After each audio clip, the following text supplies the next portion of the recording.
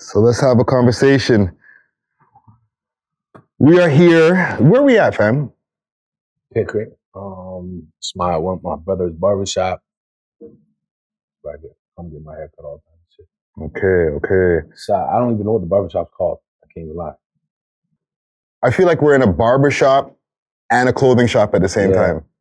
Yeah. They transformed it into both. The vintage shit's so crazy right now, right? Yeah. It's going so crazy for the vintage stuff. So it's been my barber shop, but he's been my barber for like 15 years. Yeah.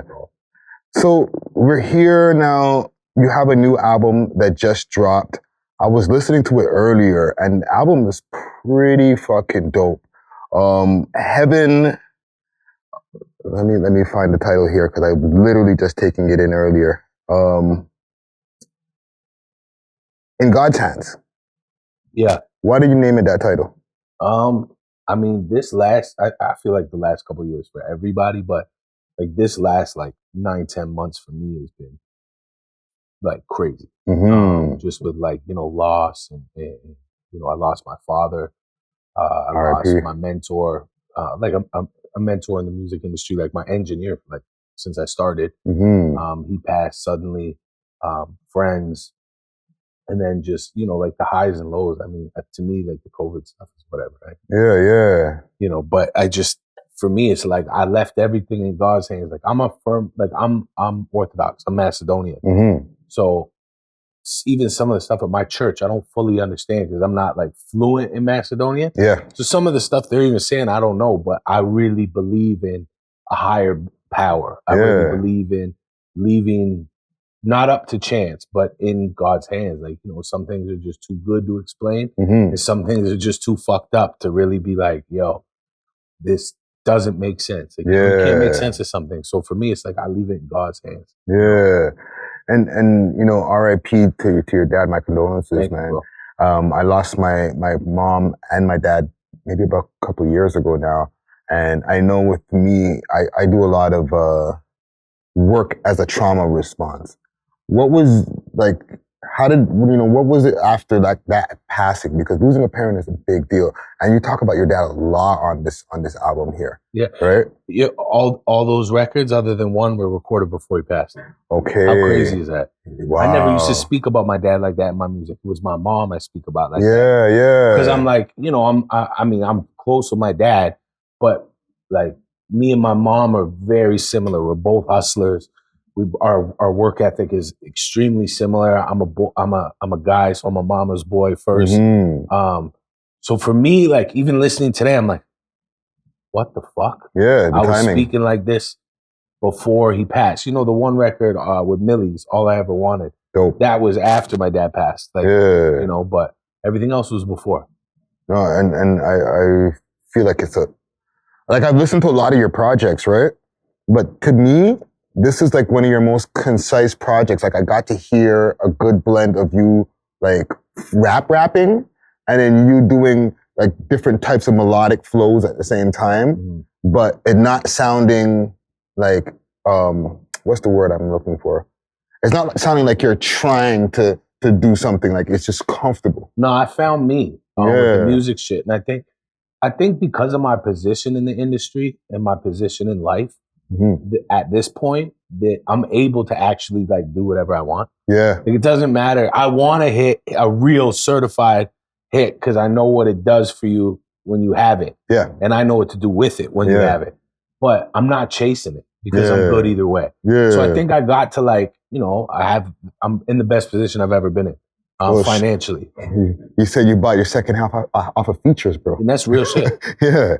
That's 100% true. I was like, damn. Yeah, bars. feature money. Yeah. But I do things like that where I'm like, I want something. Okay. Then I got to do this 30 times to get it. Or I got to do this, whatever. So, I don't post about features, but like that's like a heavy thing for me and for a lot of artists, right? Yeah. Feature money's crazy. But I just don't post like, today only get a special. Like, like if you're not going to pay what I want, I just don't care to do it. No, but listen, fam, it's an accomplishment. You know what I'm saying? 100%. And like you hit number 1 on the iTunes charts with this album too. Yeah. How did that feel? Dope. I mean, it debuted at number 1. I feel like it's crazy because I would love to have 1 million fans, but if you have 1,000 fans that'll do 1,000 things for you, you can still do the same thing as a million. And iTunes is different. Like iTunes is its own beast. Apple Music's its own beast. Spotify's its own beast. Tidal's its own beast. YouTube's its own beast. I mean, they all work together in a sense, but it's all different. So, you know, for me, it's like I'm 34. So my demographic uses iTunes. Yeah. They use more than they use Apple Music. Yeah. Or, you know, they use Spotify more or whatever. So, you know, my numbers are really good on Spotify. I think we're at like just under 2 million. Nice. Streams. But that's, you know, the Trey Songz record and shit too. That's been out for a minute. And we're going to talk about that too. I'm sure we are. And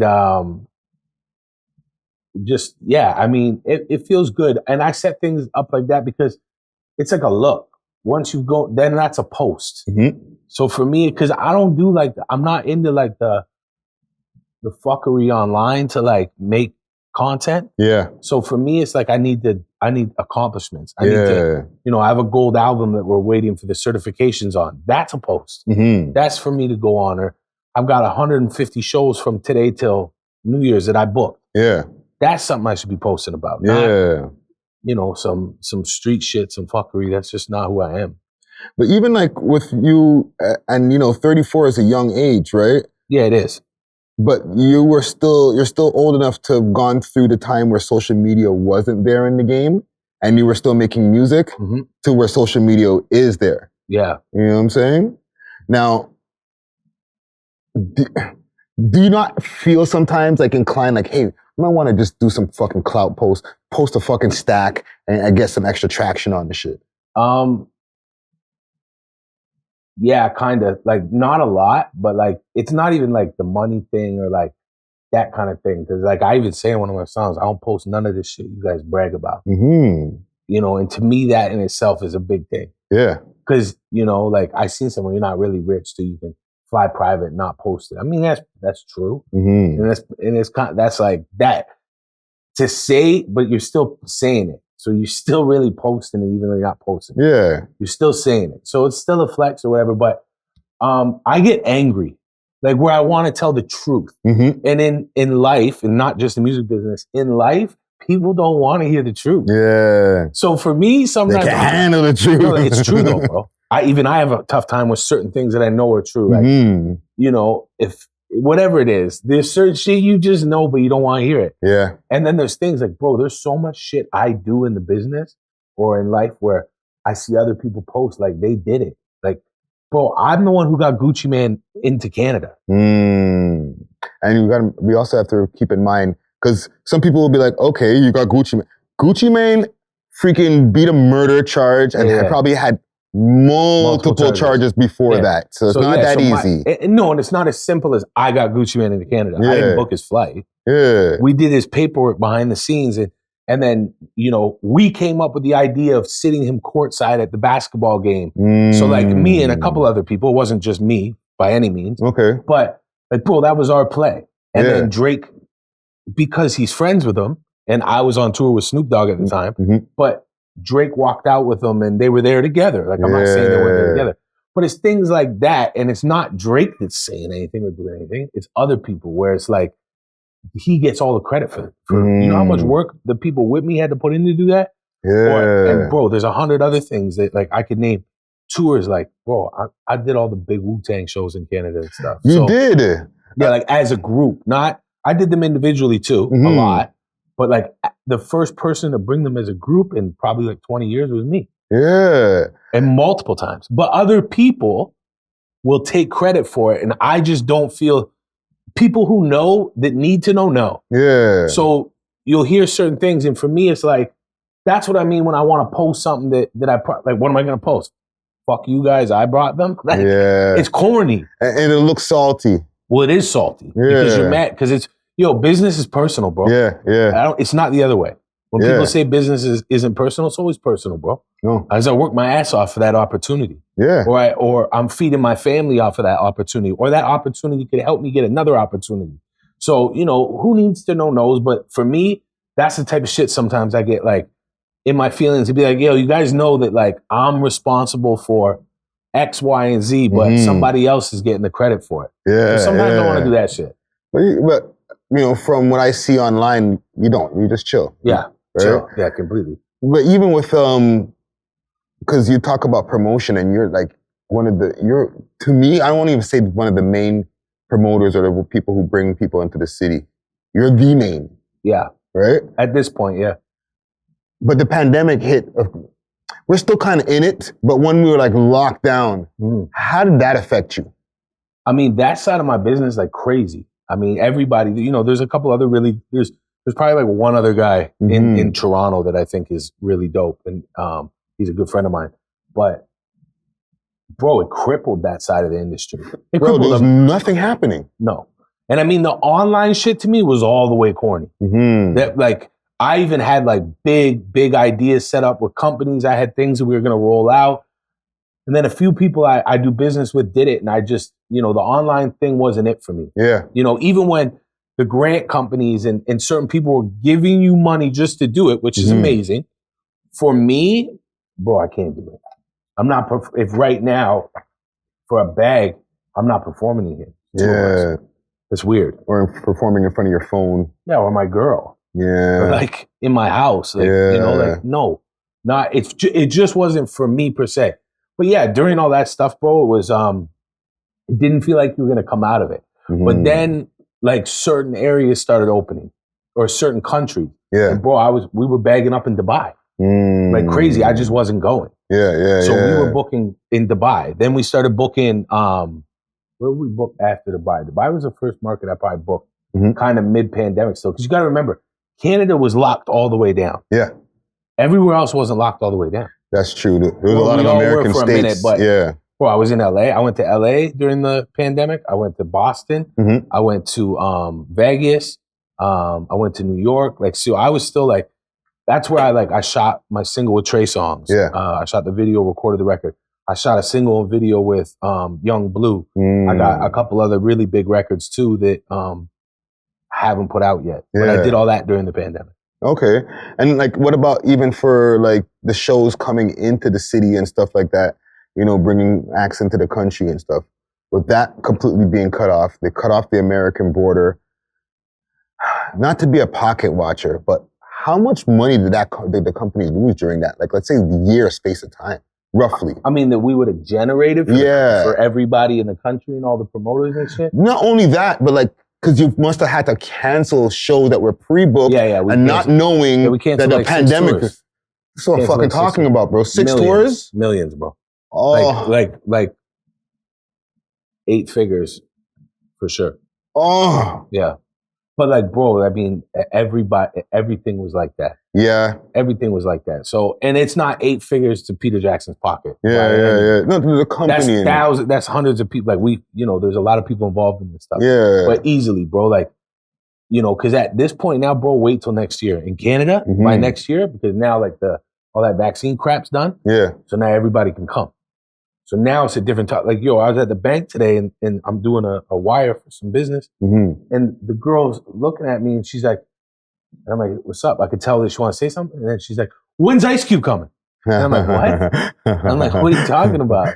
And she's like, I love Ice Cube. She's like, but I'm like, the fuck? She's like, but you were with Ice Cube in the States. And I'm like, yeah. She's like, so I know he's not vaccinated and when's he coming? Yeah. And I'm like, oh, wow. I'm like, this is the teller at the bank. So it's like, that shit was the roaring 20s or the roaring 30s or whatever it was called. And they said like after the war or whatever, everything went crazy. That's what's about to happen. And that's what's going on. Depression and everything boosted after. Everything boosted right after. Yeah. Everything got knocked down and messed up. But people want to go out, bro. People like, you can, I'm watching people do it now, bro. I got Afro Man here right now in Canada. He's selling out every day. I'm not saying he's not dope, because he's very dope. Yeah, because doper than I ever thought he was on stage, because it's not the music I per se listen to, but doesn't mean we're not doing business. Yeah. But then when I went out and the shows are sold out, the merch is sold out, the people are happy as shit, and the show is good, I was like, oh fuck, people really want to be out right now. Yeah. They're just happy to be back out, and like nothing ever happened. Yeah, man, that's a crazy time, man, to think about, eh? The album I was listening to on the way, and we even had some conversations behind the scenes about like the Trey Songz song. Shout out to our sponsors, Astro Pink, always coming with that loud. Check them out on their website, myastropink.com, or you can hit them up on Instagram at astro_pink. If you know, you know. And I seen it on the album there. When the song first came, like when I first started seeing previews of it, I was like, this is a good idea. You know what I'm saying? Like, I was like, that's a fucking dope collabo to have. Yeah. And with the Ain't No Mountain, like big fucking sample, right? And then I started seeing the fucking blogs, Trey Songz this, Trey Songz that, like crazy allegations that I won't even repeat for YouTube and shit. What starts going through your mind now when you're sitting on a feature, not only the feature, but a shot video too? Yeah, a bad video too. Yeah.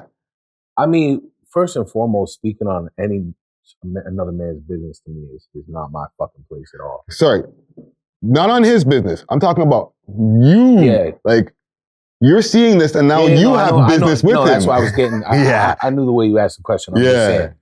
I love Trey. I had incredible interactions with Trey. I had probably the most fun I ever had on set was with him because we laughed and got along so well. So he's super good people, first and foremost. But I was at Power 105 in New York, and I just freestyled, did an interview with Sus One and Self, DJ Self and Sus One. So we were literally walking out, and my man tapped me, and he's like, "Yo," and the video's coming out tomorrow. And there was talks in the background. There was a little bit going on, but not this. What this was, it was like, oh, they're pressing on him. And then it was like, bro, the video was already coming out at 11 a.m. and I'm in New York. Like, I can't stop what I already did. And you know, I'm already in the middle of a rollout. So, I mean, it hurt the business because I know what some of these big corporations did to them behind the scenes because they did it to me because I saw what was happening. But I mean, I've said it on Keep Six Solid on the, what do they call that? Clubhouse stuff? The Clubhouse, I said it a few times. That record's worth a lot of money to me. I made a lot of money with that record. It worked out for me. Excuse me. But in that light, like, bro, that record should be a top 10 record at radio. Like they suppressed it. Well, I'm sure the like corporations, they didn't playlist it and stuff. They suppressed it. Like, we've fully been told, like, yo, this is not going to work because of this, which to me is insane. But I mean, it's bigger than me. Well, that's also the business now, right? They're doing it to other artists right now too. Like I'm beyond this Kanye stuff that to me, like I don't know. Tory Lanez. Tory Lanez was not put on like playlist for how long because of allegations, even down to like more wilder characters like R. Kelly and 6ix9ine and these guys. Yeah, but those things are convictions, bro. That's different. This is true. The R. Kelly shit is not what this is. Yeah, but okay, even with 6ix9ine, right? Fuck 6ix9ine and all that bullshit and the ratting and all that. But it's like the streaming companies taking street stances. What the hell do they know about the streets? Why should they care? They don't, but somebody with a lot of money is saying no. Right. So what the fuck can we say? So, but I say all that to say, like, when they decide, oh, well, you can't push the button on this person, it just fucks everything all up, bro. It does. Whatever the reason it is. Especially on allegations. The shit you're talking about with 6ix9ine, I didn't really know it was like that with him because I don't really pay attention to what he's doing, but I didn't know that. But with an allegation, like, in sports, music, I've seen mad people get accused of shit that was never even close to true.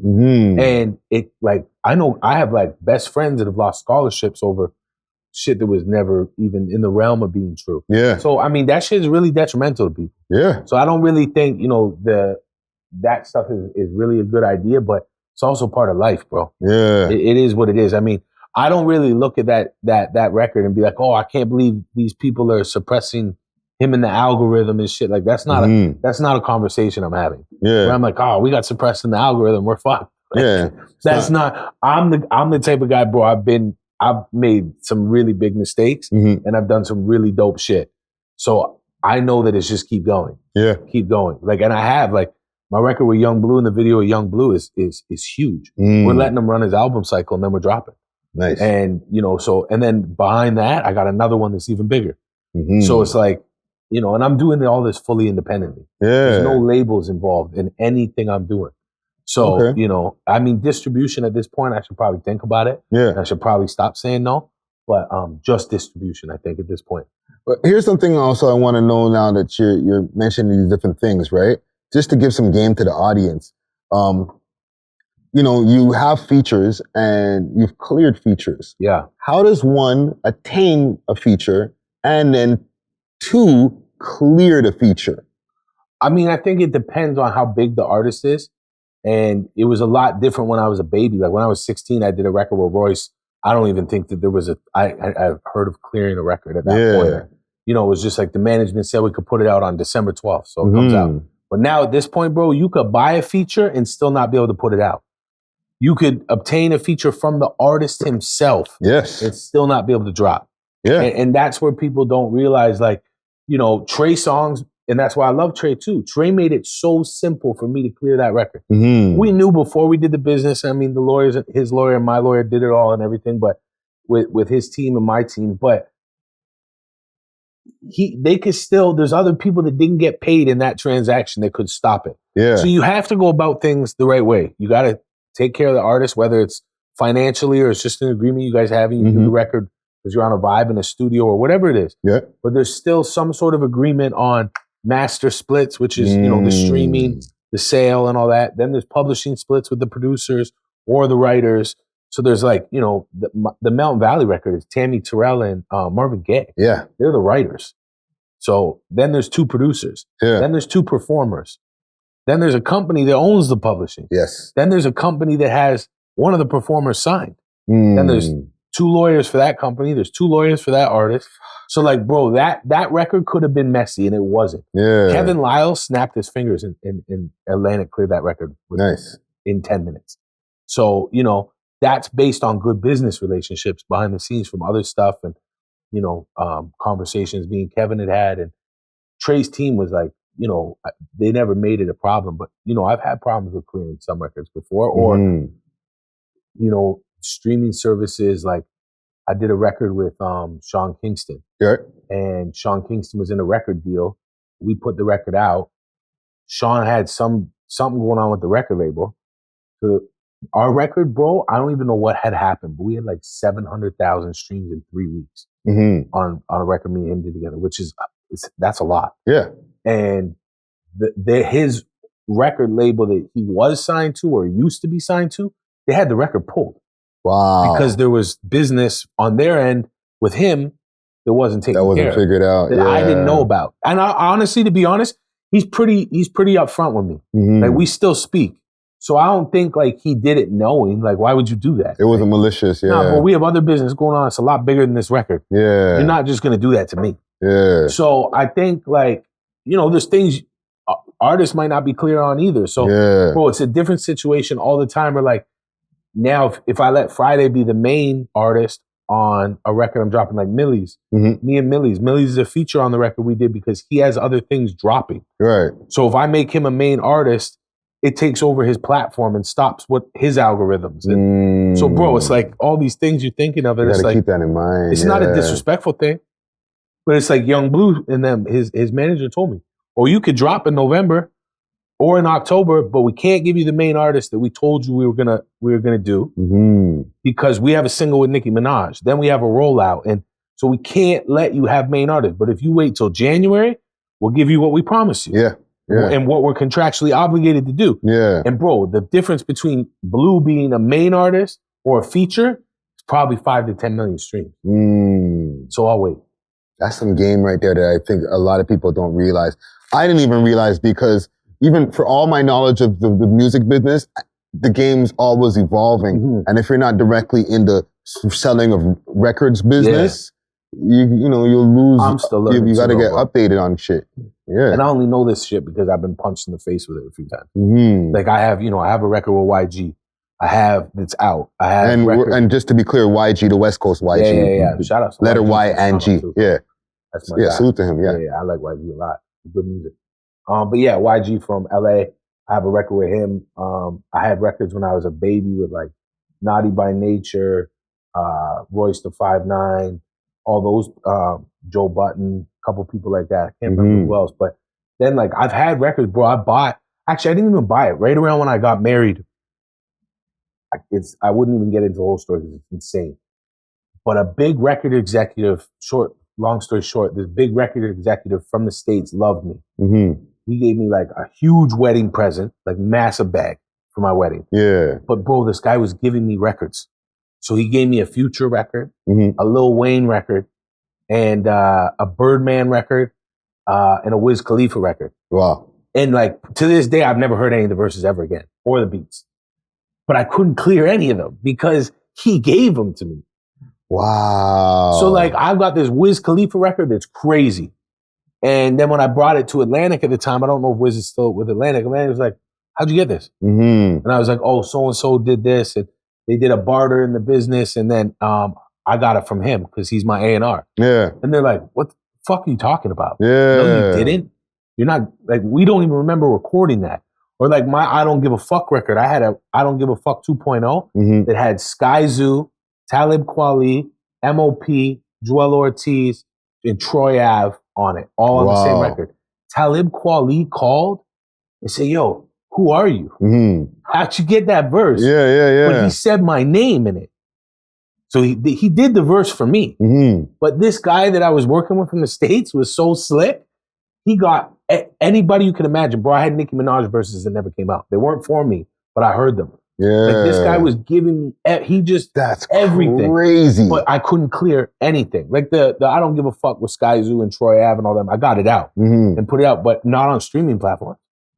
Wow. Bro, I had the records. The record with Lil Wayne is a smash. And this is like when I was like 19. Yeah. So like, bro, Future, right before he popped. Lil Wayne when he was at the top of his game. Mm-hmm. Birdman feature is like, it's just cool. Yeah. Like, or like Wiz Khalifa, Black and Yellow had popped. That record with Fast and Furious was going crazy at this time. Yeah. Like, bro, if I could have dropped one of those records, I'd do 100 million streams at that time. Crazy. And I couldn't clear one of them. I tried to clear all of them. Wow. I was doing business with, they had a Cash Money at that time. I was doing business with Atlantic. So I could get to everyone, but they were all like, where the fuck did you Where'd get you get this shit? Yeah. And the only reason I know all this shit was legit because the bag I got for my wedding from this guy was real.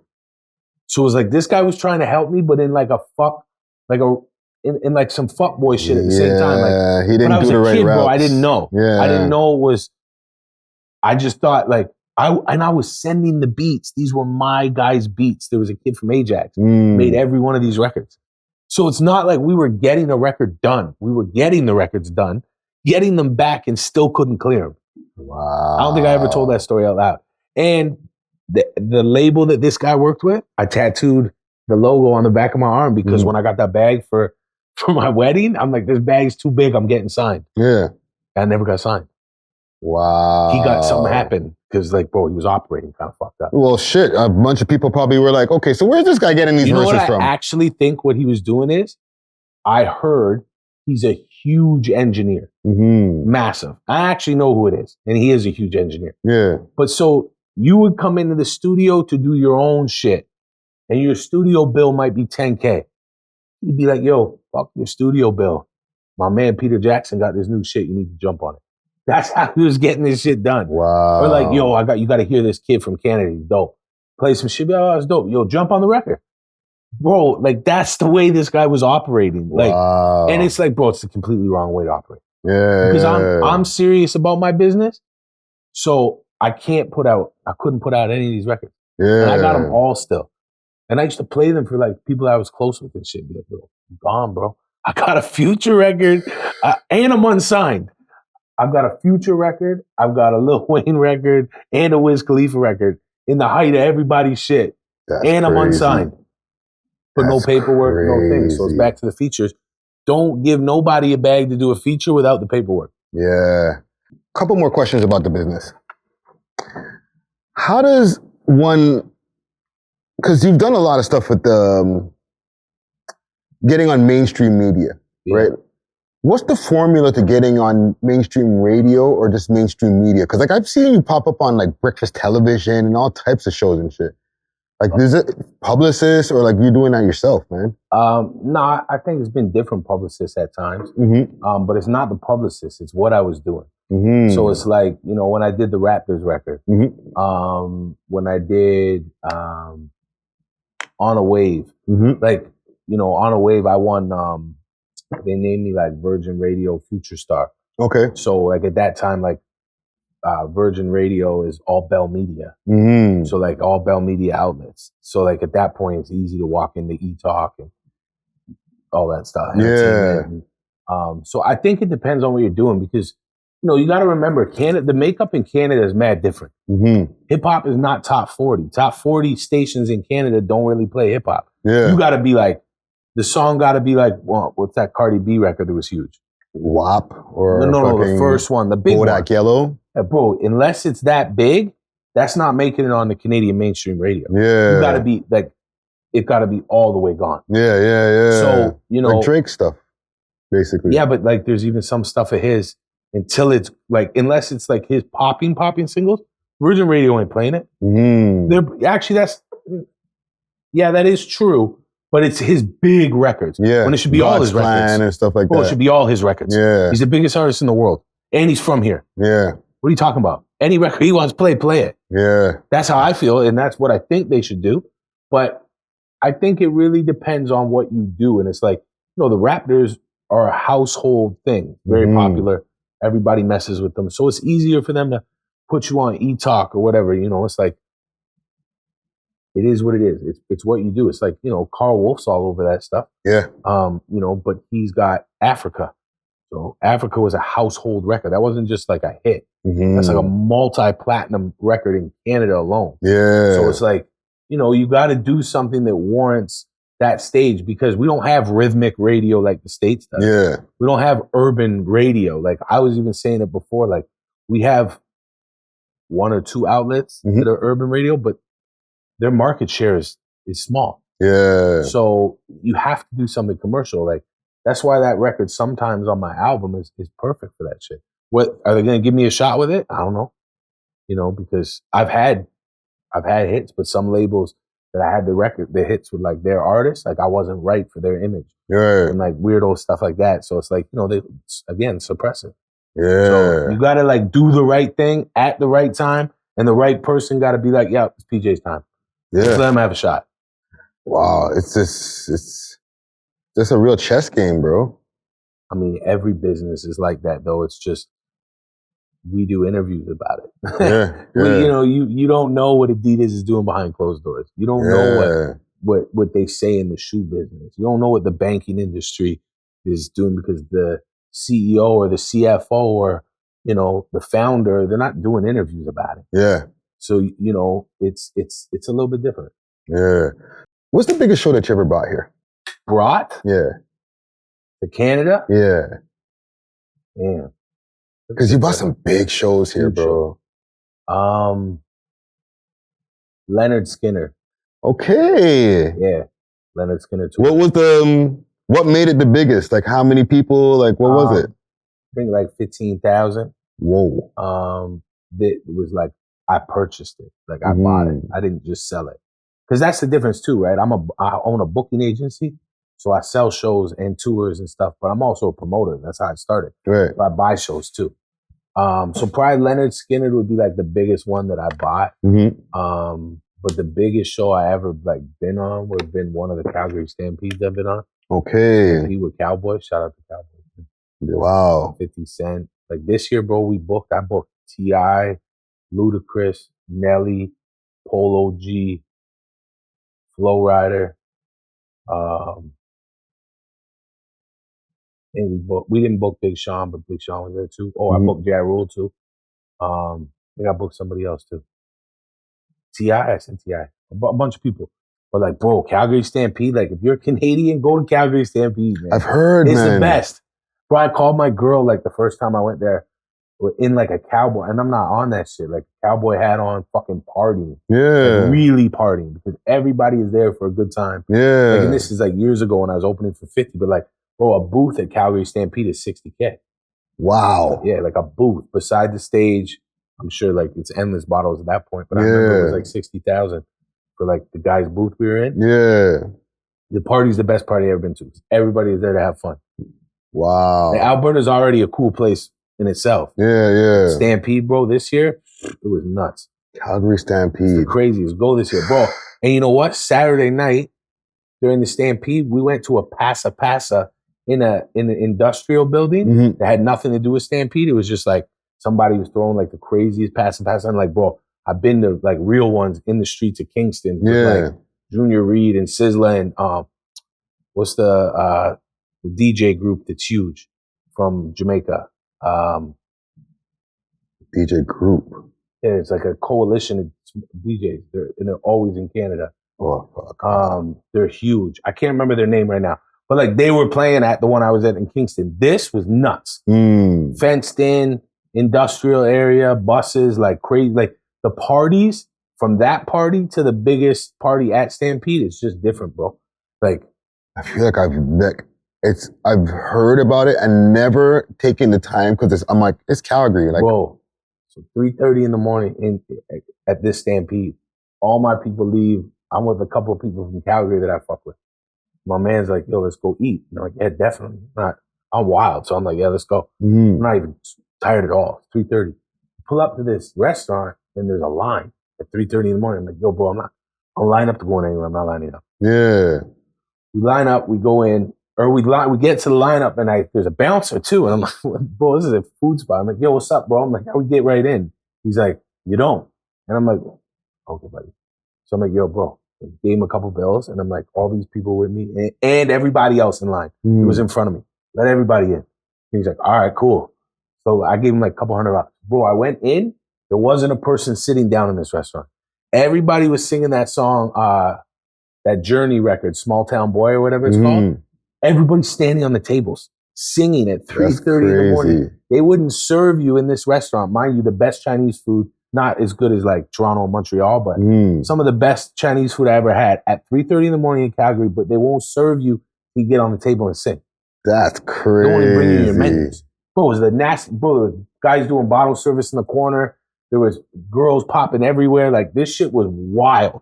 Like wild. And it's a restaurant at 3:30. So if it's 3:30 when it's about to shut down and it's this good, imagine what the rest of the parties have been like. And I've been everywhere, bro. I've literally probably been everywhere. Nastiest party ever. Wow. Best party in Canada, Calgary Stampede. You hear that? Common Gang.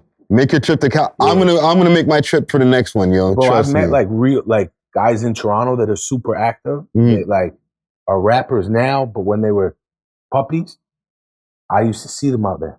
Like they come in and introduce themselves, and now I'm seeing them years later and like whatever. But like, bro, I'm talking about like some people know, like, you know, once you get up and look at Ronnie traveling right now. Yeah. He traveled. I don't know if he traveled for his first time after this tour that he was on. He hasn't stopped traveling. Yeah. Look at some people that go to the States. It's not that they can't come back. They don't want to come back. Why would you? Yeah. It's dope everywhere. Bro, Italy and Florence and all those places I went with Fetty Wap, best things I ever did. That European tour was the best thing that ever happened to me. Yeah. Like, it's not that here's not cool, but bro, the world is bigger than your neighborhood. Facts. The world is bigger than your city. The world is a lot bigger than your country. Yeah. We think small because you don't get to touch everything. Yeah. But like, you know, once you start touching other stuff and going places, like, bro, I hate the Boston Bruins because of what they've done to Toronto, but Boston is one of the dopest cities in the States that I've ever been to. Food, the people, the money, the weed. Bro, it's a fucking crazy city. Yeah. But like, we're from Toronto, and if you like hockey, you won't go to Boston. Yeah. Like, fuck Boston, I'm not going there. That's not true. Because then when you go, you're like, it's pretty much the same. You're missing out. At home, and you're missing out. Yeah. I'm just using that as an example because people do it for a lot less than what I'm saying. You know, as a hockey fan, that's a big deal. Yeah. Like, it's a very big deal. The Bruins have ruined our lives many times. Yeah. So you think about that shit, I'm not going there. But bro, I'm telling you, you're missing out. Yeah. What about L's? What's the biggest L that you feel that you've ever taken? Just in business, like whether money? It's through music, yeah, like not just money, but like just taking an L, like it was a setback. You know what I'm saying? Something that you know, financially you might have had to like put some money back in to get back to where you were, or it was just a fucking financial fuck up? One or the other? I've taken a lot of losses. I just told myself the other day, and I always say this: I take every win on the arm and every loss on the head. Mm-hmm. That's just, that's my mind frame, which is not always the best. But I mean, I've put a lot of trust in people that are like older heads for me. Mm-hmm. And I've been promised the world like a million times in Yeah. business and in life. And I feel like every one of those people, sold me a crazy dream that never came true. But I think like my biggest L in the business, something that still pisses me off would be that record I had, On a Wave. It was in heavy rotation and it was charting on Billboard. We were in the top 30. We just broke it. And before the record popped, there was this guy that's big in the business. He told me the record wasn't going to work. Mm-hmm. So I basically told him to go fuck himself. Went out and busted the record at Top 40 Radio without him. But you don't bust records at Top 40 Radio without this guy. Mm-hmm. It just doesn't happen. But I was pissed. I took it super personal. Yeah. But then my record started to pop. It didn't fully pop, but it cracked the top 30 at CHR, which is a really big deal. Mm-hmm. Fast forward, there's a music meeting being had. I'm getting 5 spins a day. Another big Canadian artist is getting 5 spins a day.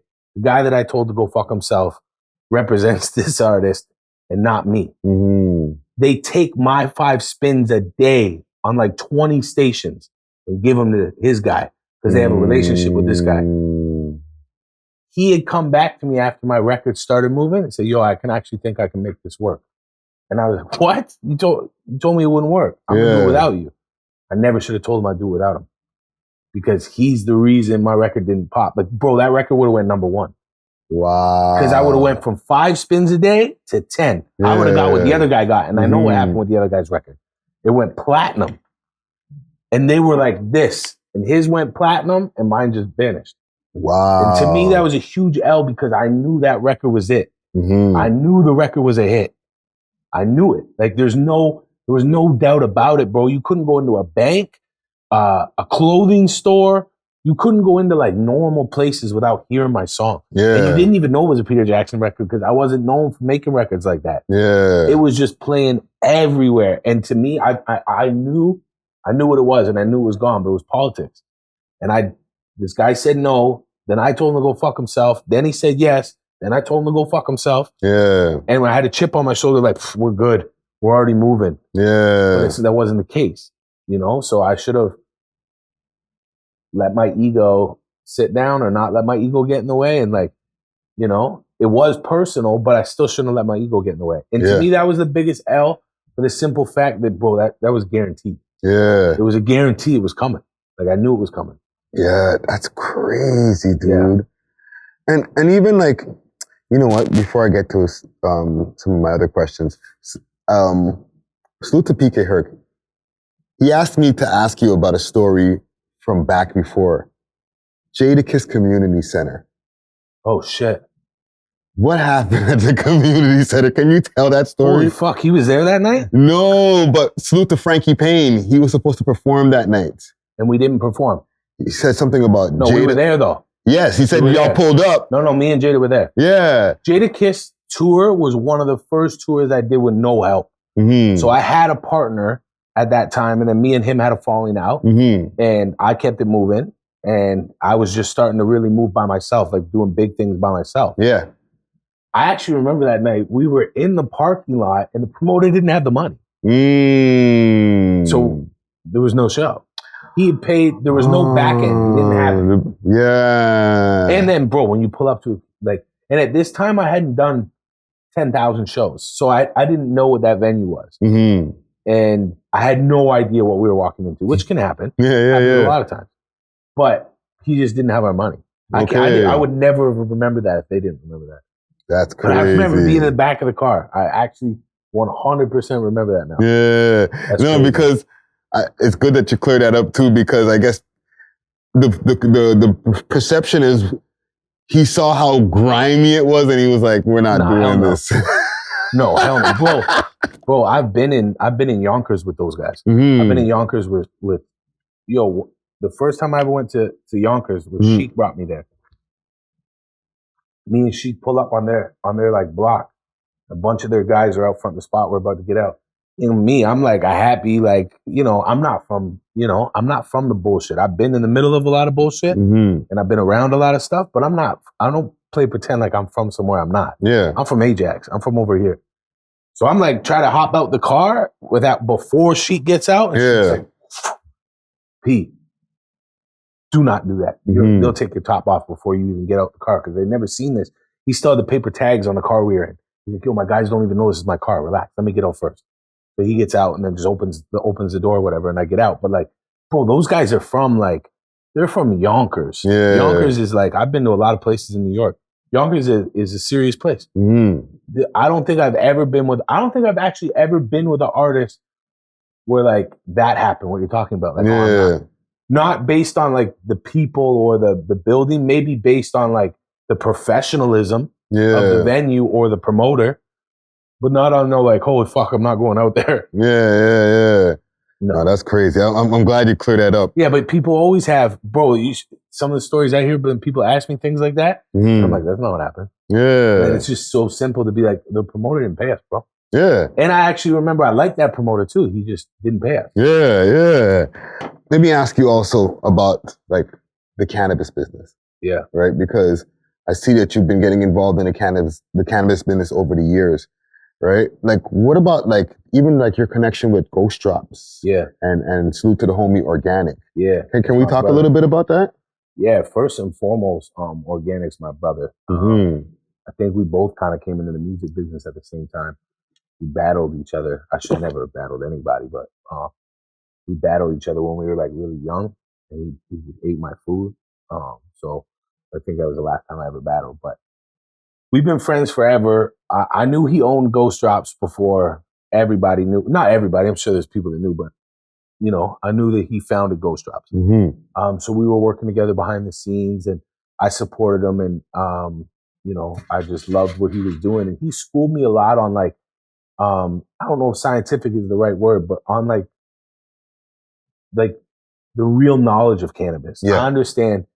I'm from over here. I'm from Canada. I understand the concept of selling cannabis and live and doing all that stuff that, we all did. Yeah. But, he really taught me about like what I'm smoking and what is in it. And a lot of times it's too much for me. Like, I wouldn't say the nose of a bud. I would say the smell of a bud.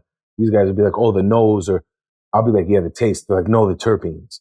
So he's really taught me a lot about that kind of stuff and allowed me to do a lot of business with them. And, Ghost Drops fully supports me and I fully support them. But like, bro, I'm like, I'll work with anybody in the cannabis industry if you got good weed. Yeah. That's my first prerequisite. I'm not fucking with I don't care how big the bag is. Yeah. If you don't got it, I'm not fucking with you. Yeah. Like Kind Farms from Boston just sponsored my record with sponsored me to go out to Boston with Millie's. Bro, these guys had it. Like these guys in Boston and Maine got some of the best weed I ever smoked. Okay. Okay. But for legal cannabis in Canada, it's Ghost Drops 100 times over. Yeah. Better than everything. On the legal side. No, salute to Ghost Drops. And I forgot to do it in the beginning of the episode. Salute to our sponsors, Astro Pink. If you know, you know. Check them out on their website, myastropink.com, or on their Instagram, astro_pink. Scene. Last couple questions here, right? Astro Pink too. Send a couple bags. Yeah, I like the pinks. Listen, I've smoked Astro Pink a bunch of times. Yeah, that's some of the kids around the neighborhood and shit. They always got it. They keep me toasty regularly. Yeah. No, I see you guys are moving heavy with them. Yeah, and that's, bro. I've done like, I'm not even gonna lie. I've done like heavy 7-figure deals with cannabis companies. Heavy, like that Wu-Tang show and all those shows that were going on at one time. That was a cannabis company. Okay. People don't really know that. But wow, I did not know that. Yeah. Paid for the one that was free. The Wu-Tang show I did in Toronto that was free was a company, like a cannabis company that did it. Okay. Yeah. That's fucking good business right there. Yeah, those guys were smart. Yeah. At that time. And that's when like the stocks were booming and everybody was really getting to a bag you know, when it was first like super hot. Yeah. We took a loss not too long ago. Crazy loss when I woke up and I seen on the timeline that Pat Stay passed away. You know what I'm saying? Can you talk about like, because I know you've had a connection with Pat Stay over the years, right? Where were you when you first heard that? Like the news of his passing. I'm really close to a lot of people in Halifax. Like a lot of people, because I've been out there a lot, and I've just got a lot of connections, and they're an hour ahead of us. Yeah. Time wise. So, and I wake up really early. So it was really early in the morning, and a DJ that I really respect from out there. I seen him post like a cryptic message on because nobody had posted yet, and I had heard that later on. I found out that people knew in the middle of the night, like after it happened, like very close people, like in the city. Yeah. But I found out very early in the morning, and bro, I've gone honestly, man. If I hadn't, and I don't know if this even sounds right, if I hadn't just lost my father, and I hadn't just lost a mentor of 15 years, I think Pat's shit would have crushed me. And it did, and it has. Like yesterday, I was a mess listening to one of his records, and there's so many little things for me personally, but I've never seen that sort of reception that Pat's getting. Yeah. And I brought it up to you, and I saluted you for the way you spoke on him. I salute Joe Button for the way he spoke on him. I'm watching Organikz stand on business for his family right now, and I'm watching a lot of people. I know how big of an artist Pat is. Yeah. I'm not stupid. God forbid, and what happened. I always knew Pat was the best. He was like the only Canadian battle rapper that I loved like that. Like, I like Sharon and a couple of those guys, but Pat is I'd always said he's a superstar. Yeah. Not just good. He had it.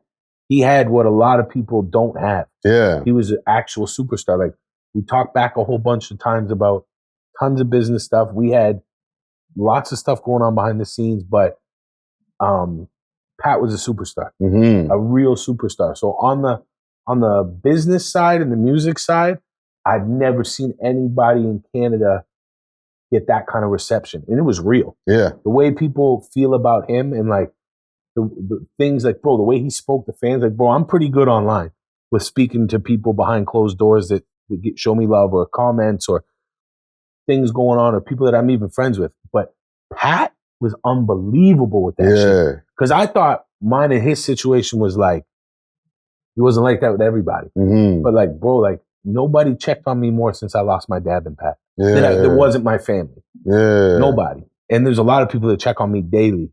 Nobody checked on me like Pat did. And nobody knew that. Nobody knew like the text message like a day before, whatever it was. And I wasn't the only one he did that shit with. So then in life, you know, screw the music and because that shit, well, it doesn't matter anymore. It does, because you get to hear his voice and it's great and all those things. But what really matters is Pat was probably top 5 fathers I ever seen that were young with their kids. Top 5. And that's not, I never seen, he was good with his kids, man. Because it's hard to be a good dad, bro. Like it's super hard. So that shit with Pat, that's the shit that bothers me. Like, because it's like, you know, it's one thing to lose a friend, but it's tough, bro. It's tough because that stuff's so much bigger. We're going to feel that. I'm feeling the pain right now as I speak about it. His son can't move without feeling that pain. His girl can't move without feeling that pain, bro. So, you know, and there's lots of other people too, and, you know, that feel that. And, you know, the way he dealt with me, with my dad passing, was insane. But like, I actually like gained more respect for him when he lost his mother, because he was dealing with it so publicly, because he was so public about everything that you had to be public about that. Or like, you know, and the thing is about Pat's so fucking funny. Like one of the funniest guys I knew, like that Unreasonable Rob stuff, I told him before, it's going to be a smash. It's going to work. It's going to work perfect. And there must be something in the water in Halifax, because like Trailer Park Boys and his stuff. And it's crazy that they're, you know, low budgets, but like huge influence. on the production side. Yeah. But all that stuff is it's just, you know, a good father, you know, a great friend. And, you know, I'm not pretending that we weren't best friends by any means, but when I went to Classified's birthday at Class's house, it was like I spent my whole time there with Pat. Yeah. Or like, you know, talking or his battles or some other business stuff or whatever. Like he was just, you know, it's crazy because I see a lot of myself in his life with his girl and his kids and stuff like that. Mm-hmm. So I think that's tough too. But, you know, Halifax is taking some fucking huge losses Mm-hmm. in like people that they looked up to or like people that helped their community or like, you know, things like that. So, you know, all that stuff is just, you know, sitting with it. Yeah. No, man. R.I.P. Pat Stay, man. Real one, man. Like, real one, man. No, and I appreciate you sharing that. I'll say it again in public, what I said to you when I called you that day. The way you spoke about him, you didn't speak on it like it was a news story of somebody. Like, you could, you know, sometimes media outlets are terrible with that shit. Mm-hmm. But you were gentle with it. Like, mind the way I'm saying it, but you spoke about it correctly. You honored him. You were respectful. Because you got to remember, bro, his wife's watching. Yeah. His kids are going to see this shit. And that's the thing that people don't understand with social media, which is why I don't fuck around on the internet. Yeah. Bro, I'm around the nastiest people in the world and the best people in the world.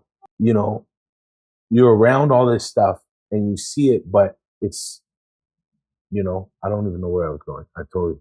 No, with the social media stuff and that's like the way that we handled it online. That back door just tripped me out. Yeah, no, me too. No, don't worry. I'm here to make sure that we direct the car always in the right direction. It's my people, but it's still tripping me out.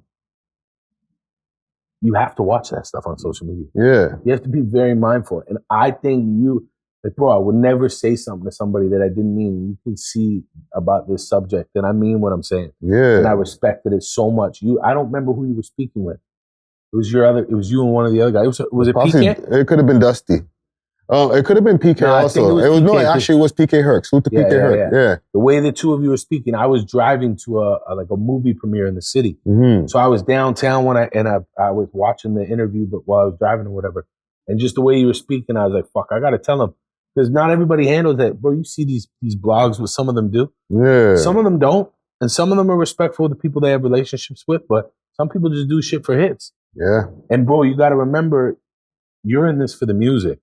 You're in this to give us a platform for the music. Yeah. For our business within the music. This shit ain't about nothing else. Yeah. When it becomes something else, then it's something else. Yeah. Bro, I turned down 100 interviews. I don't want to do interviews. Because I don't want to talk about bullshit. Yeah. I want to talk about Pat. I want to talk about the business I stand on. Yeah. I want to have a real conversation about my album or all the shows I book or all the tours I have coming or all the artists I help behind the scenes. These are the things I want to talk about. I don't want to talk about some shit I don't want. You know the shit I don't want to talk about. Yeah. You know the shit everybody you speak to don't want to talk about. But you choose to do things the right way, and that's why I respect you. No, thank you, King. And you see, the thing is also with us, you know, we've known each other for a long space of time, and we've had more than one on-camera interview, right? Like, this is the second time that we've spoken on camera here. So we got all of the history stuff cleared up the first time. So I like to have like follow-ups because we could talk about other shit, right? So like, for example, on the business, right? What's one of the biggest accomplishments you feel like you ever had?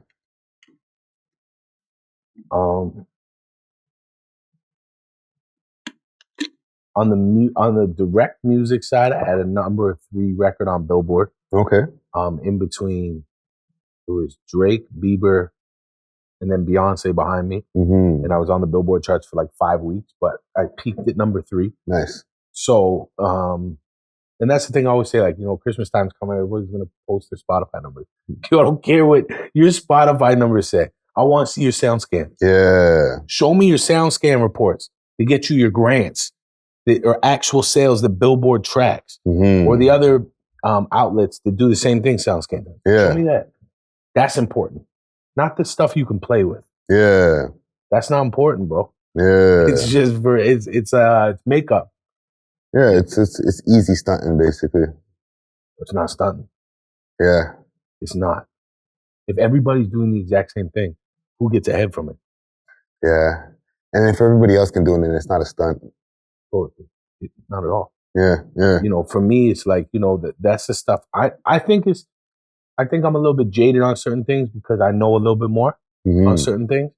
So I think, but back to it, the music, direct music would be the Billboard record. You know, having the booking agency that I have, like my booking agency, like I said, we're not the only booking agency in Canada that does hip hop, but you know, we're pretty dominant. Yeah. You know, there's a lot of stuff that we book that I don't post about because if it doesn't help Peter Jackson, I don't put it on Peter Jackson's page. Because, you know, like if I book the Leonard Skinner tour, this Friday and We Love Hip Hop or Keep Six Solid, give a fuck. Yeah. Unless they really understand how big that actually is, they don't care. Yeah, it doesn't intersect with the culture like that. It's a good bag, definitely. Yeah, right? yeah, for sure. But that's that's Mike Smith. Yeah. It's not Peter Jackson. Yeah, yeah. You know, so some of that is like, you know, some of that stuff doesn't really matter to what I'm trying to do publicly. Behind closed doors, crazy. Like some of that's just nuts. But like, you know, I'm proud of the booking agency. I'm proud of, you know, being able to do music the way I want. You know, and I like helping people, bro. I really like helping people behind the scenes. Yeah. That a lot of people just wouldn't think there's things I'm helping with or doing. But you know, like everybody deserves to have a shot at stuff that like people might not want you to know. Or I don't know why they wouldn't want you to know, but things that I wasn't taught or told or showed. Yeah. So now I know them. I tell everybody behind the scenes in the business shit. I help anybody that's good people, bro. Anybody that's good people. Oh, that's real shit, man. I have my question. It's my recurring question that I've been running now for the last few months, and I feel like I get a lot of insight out of this. For everything that you've accomplished, all of the different obstacles, just everything that you've been through over the years, right? What's one thing that you wish you knew then that you know now?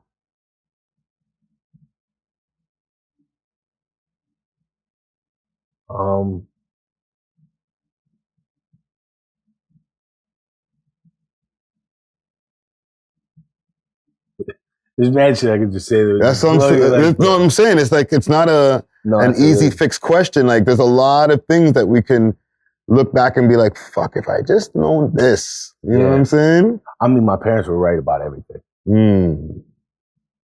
I honestly don't know, bro. I think there's so much that I would say, but I feel like a lot of it's personal, like personal to me. Yeah. Things that, you know, because I think it's like maybe then it's trust. You know, you can't trust everybody. You can't. I believe so many people were there to help me, bro, and they were there to help themselves. Yeah. Or they had an ulterior motive. So I wish I knew that not everybody thinks the same way or has a clean heart like I have. Or, you know, you could say you're righteous, but you're not righteous. Yeah. I'm righteous. Trust me. Trust is one that is a recurring answer that comes up with a lot of the guests. Yeah, bro. Like these kids are, you know, myself too. You're willing to throw it all away for your people, but they might not do anything close to that for you. Yeah. So I think that's really what it is, bro. Is just, you know, like I really trust too easy. Like I just believe you got me. You know, and there's a lot of, you know, older people in the business world that I believe were my older brothers or like father figures to me, and, you know, and they let me down. Yeah. You know, or they led me astray and then I just kept it moving. But, you know, I've been left for dead like 5 times. It never affected me. Maybe for a couple of days, but we're still here. I still figured it out without me. So, you know, that stuff really hurts. So yeah, I would say trust, loyalty. It's kind of the same thing. Yeah. Similar. No, fam, I appreciate the jewelry, man.